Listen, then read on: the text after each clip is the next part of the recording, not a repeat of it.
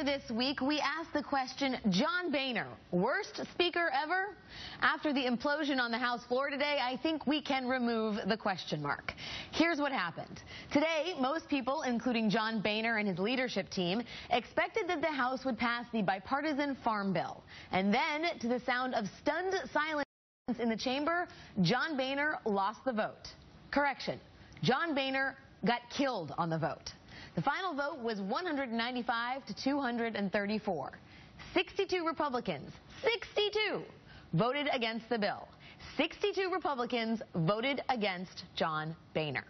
Boehner's leadership team said they had no idea, but Boehner allowed a poison pill to be attached to the bill, an amendment that would make even deeper, more draconian cuts to the SNAP food stamp program.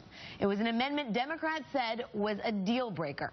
The amendment passed with the support of 58 Republicans who then bailed on the final farm bill. Let me repeat that. John Boehner and Republican leaders traded real Democratic yes votes on the farm bill so that 58 Republicans could add an amendment to a bill they then voted to kill. And then Eric Cantor went to the floor and blamed Democrats for the loss. And Steny Hoyer, the leader who counts votes for the Democratic side and is possibly the most mild-mannered and gentlemanly member of the House, absolutely schooled Eric Cantor in an epic 3-round, 15-minute smackdown. Here is round one.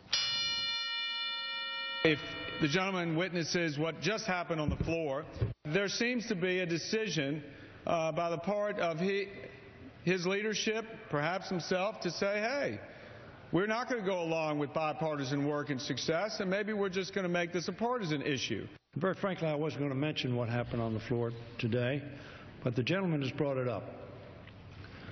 And the gentleman is correct. The committee passed out a bipartisan bill. A lot of Democrats voted for that bill.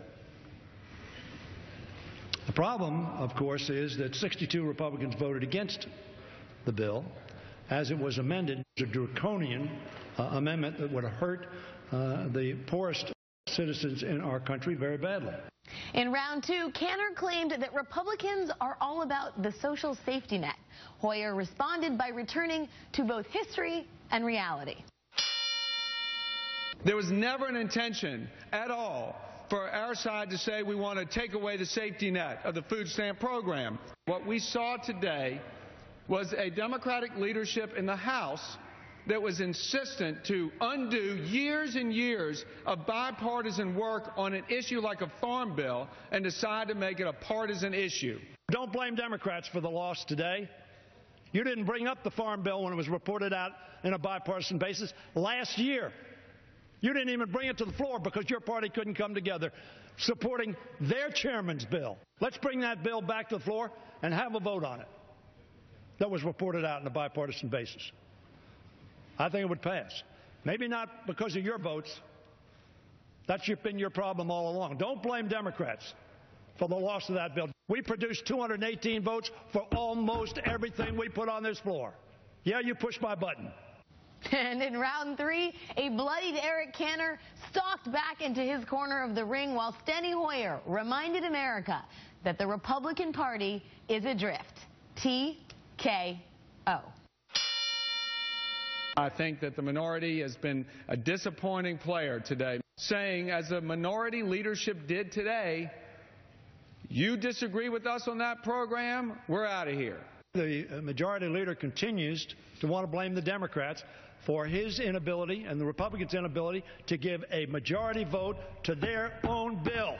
You have 234 members. 62 of your members voted against your bill. That's why it failed. We didn't whine, very frankly, when we were in charge, when I was the majority leader, about we didn't pass the bill. We got 218 votes for our bills. We will take no blame for the failure of the farm bill. None. Zero. As much as you try to say it, you can't get away from the statistic 62, otherwise known as 25% of your party, voted against a bill. Joining me now.